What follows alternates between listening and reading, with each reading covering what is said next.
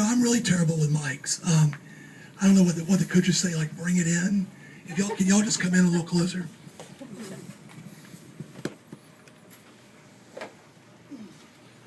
So, years ago I did a column on this guy whose wife was throwing him a surprise birthday party. And so she invited like 20 or 25 of his friends from all points of his life to this party, and she invited me to come write about it. And when they got there and he saw what was going on, he did one of the most amazing things I'd ever seen. He asked everybody to kind of stand in a circle around him, and he went around that circle and pointed to every person and told a story about that person and how much those people meant to his life. I'm not going to do that now because we're going to be here like 12 hours. But I want to tell you that I could do that easily. Every single person here I've worked with on something. They've edited something I've done and made it better. They've just come by and talked to me and made my day more enjoyable.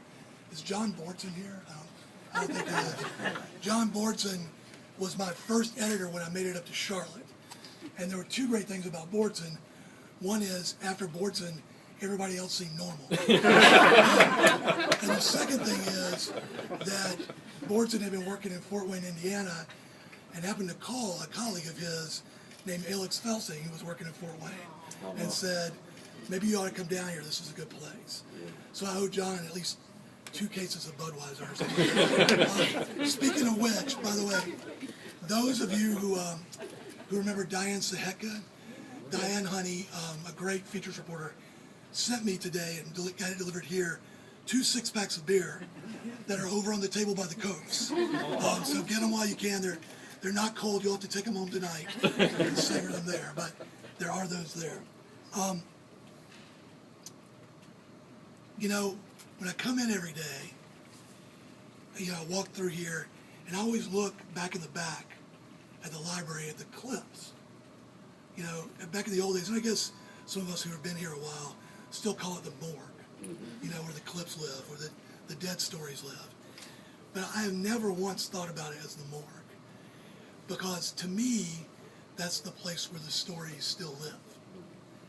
And not just the stories, that's the place where all of us still live. This paper's been around 125 years now. And every person who has ever worked for this place is immortal back in that morgue. We are all here, and we will always be here because we are the collective memory of this community. Every single person here in this room is going to leave the Charlotte Observer at some point. They might be carrying you out. You might retire. You might find something else you want to do. Whatever it is, every single one of us is going to leave at some point. But we will never leave completely because we are eternal together in this place. I hope this is not too sacrilegious. We've been doing these little going away things for years and years with the sheet cake and the Cokes and all this sort of thing. And at some point I realized that what it felt like to me was communion. And I want to be clear, I am not Jesus in this scenario. But this has always felt to me like communion. To me, anyway, there are 2 messages of communion. One is somebody's leaving us, and the second is that we're all still in this together. So, would you all please come, take some of this food, drink some of this drink, and let's have some fellowship one more time. Thank you.